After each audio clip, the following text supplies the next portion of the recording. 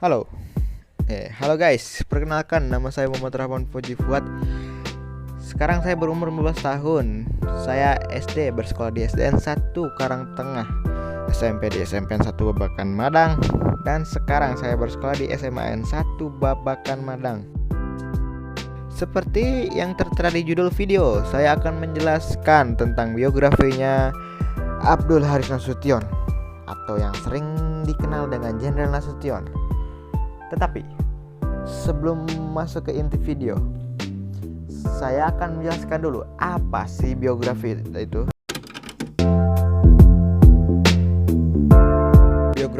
Biografi adalah cerita atau catatan rinci tentang kehidupan seseorang, biasanya mencakup seluruh ruang lingkup kehidupan seseorang, mulai dari identitas pribadi, tempat kelahiran, informasi latar belakang pendidikan, riwayat pekerjaan, hubungan, kematian, dan lain sebagainya. Nah, tujuannya itu buat apa? Ya, tujuannya adalah untuk mengisahkan suatu peristiwa atau kisah dengan sejelas mungkin, sehingga pembaca atau pendengar seakan-akan dapat menyaksikan peristiwa tersebut secara langsung.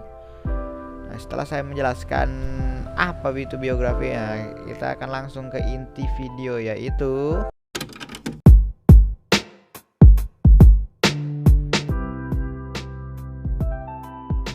Abdul Haris Nasution, atau lebih dikenal Jenderal Nasution. Ia adalah salah satu pahlawan yang berperan penting dalam kemerdekaan Indonesia.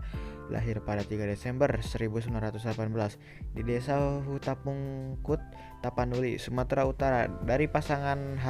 Alim Nasution dan H. Zahra Lubis. Ia adalah anak kedua dan putra tertua dalam keluarganya. Pendidikan beliau dimulai di HIS Hollands Inlandse School di Tapanuli. Setelah menyelesaikan pendidikan dasar, Nasution melanjutkan pendidikan menengah di Mulo. Meer uitgebreid lager onderwijs. Setara dengan sekolah menengah pertama di Pematang Siantar.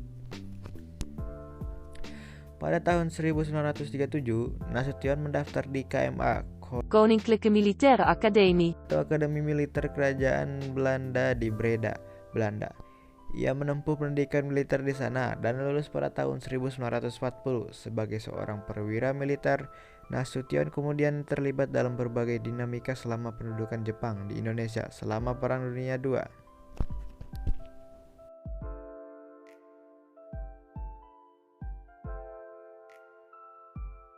Salah satu momen paling penting dalam sejarah Jenderal Nasution adalah ketika saat terjadinya agresi militer Belanda I pada tahun 1947.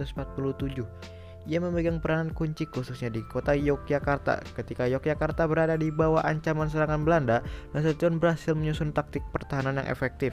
Meskipun akhirnya kota tersebut jatuh ke tangan Belanda, pertahanan yang gigih dari pasukan Nasution memberikan perlawanan berarti dan menciptakan semangat perjuangan yang kuat di kalangan rakyat Indonesia.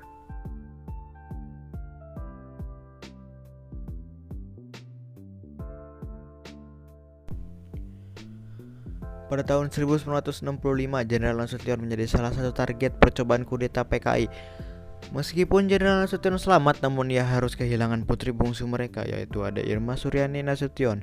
Dia tertembak di bagian punggung. Ade Irma sempat dibawa ke RSPAD Gatot Subroto, Jakarta Pusat, namun tidak tertolong. Ia meninggal pada tanggal 6 Oktober 1965. Namun Nasution tetap teguh dan terus berkontribusi di berbagai bidang, termasuk diplomasi dan pendidikan.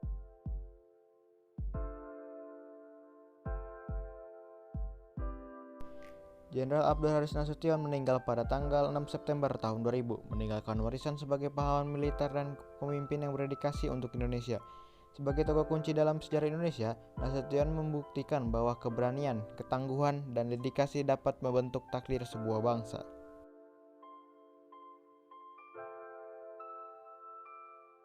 Pelajaran yang kita dapat ambil dari kisah Jenderal Nasution adalah di dalam hidup pasti ada kesuksesan dan kesulitan. Ketika Anda sukses, ingat bahwa dalam hidup pasti akan datang kesulitan di suatu hari nanti, maupun ketika hari itu datang, carilah bagaimana cara menyelesaikan masalah itu dan harus tetap teguh dan sabar dalam perjalanan hidup.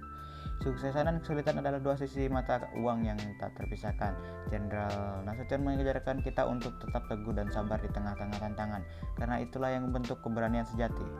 Sekian untuk video kali ini. Mohon maaf jika ada informasi dan kata yang salah, mohon maklumin. Sekian dari saya dan sampai jumpa di video selanjutnya. Bye bye.